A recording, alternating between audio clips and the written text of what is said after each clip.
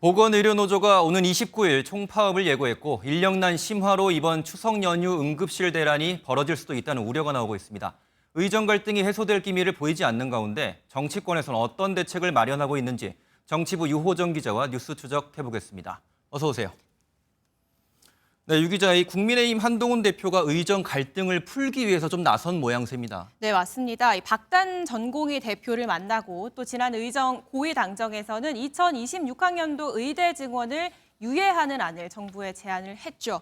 입시 요강까지 나온 내년 증원은 유지를 하되 내후년 증원은 일단 유예하고 의료계와 타협점을 찾을 공간을 마련하자는 취지입니다. 하지만 대통령실 관계자는 이 공식 석상에서 논의된 바 없고 여러 경로로 다양한 제안이 오지만 정부 방침에도 변함이 없다고 밝혔습니다. 당대표의 중재안을 여러 경로의 제안 정도로 보고 거절 의사를 드러낸 겁니다. 인력난의 해결책이 바로 의사수를 늘리는 거고 의대 증원은 의료계와 타협할 문제가 아니라는 게 대통령실의 기본 인식입니다. 네, 일각에서는 또다시 집권 여당이랑 정부가 또 갈등을 만들고 있는 것 아닌가 하는 우려 섞인 목소리도 좀 나오고 있거든요. 네, 다만 한동훈 대표는 이번 사안이 이 당정 갈등으로 비화하는 것을 극도로 경계하는 분위기입니다. 문제 해결을 위해서라도 키를 쥐고 있는 대통령실과 각을 세울 이유가 없다는 게 주변 인사들의 설명인데요. 네. 다만 본인의 뜻은 오늘도 분명히 밝혔습니다.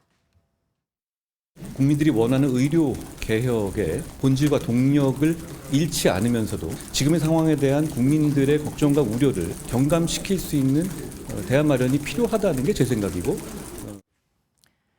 예, 정리를 하면은 큰 틀에서는 정부의 핵심 정책인 의료개혁을 지지하면서도 방점은 국민 우려 해소, 대안 마련에 찍혀 있죠. 네. 하지만 윤석열 대통령은 오늘도 의료개혁 없이는 미래가 없다며 인기에 연연하지 않고 개혁과제를 추진하겠다고 강조했습니다.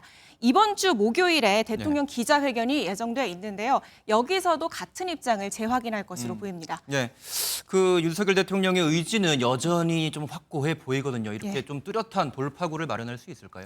일단 여론은 윤석열 대통령보다 한동훈 대표에게 우호적인 분위기입니다. 물론 추이는 봐야 하지만 최근 리얼미터 조사를 보면요. 대통령 국정 운영 지지율은 30%를 기록한 반면 국민의힘 지지율은 전주보다 6%포인트 오른 37%를 기록했습니다. 네. 여기에 당내에서도 계파와 관계없이 의정 갈등이 장기화하는 것에 대한 우려가 커지고 있습니다. 지난 전당대회에서 친윤으로 분류가 됐던 이뇨한 최고위원도 대안 마련이 필요하다는 입장을 대통령실에 전달한 것으로 알려졌습니다. 원내 장악력이 과제인 한동훈 대표가 원내 지지를 얻는 계기로 삼을 수도 있겠습니다. 내일 오전 한 대표는 복지위 소속 의원들을 만나서 현안 논의에 나설 예정입니다. 예, 그 윤석열 대통령 그리고 한동훈 대표가 조만간 또 한번 같이 만나서 밥을 먹지 않습니까? 예, 이번 주 금요일이죠. 윤석열 대통령과 당 지도부가 만찬을 하는데요.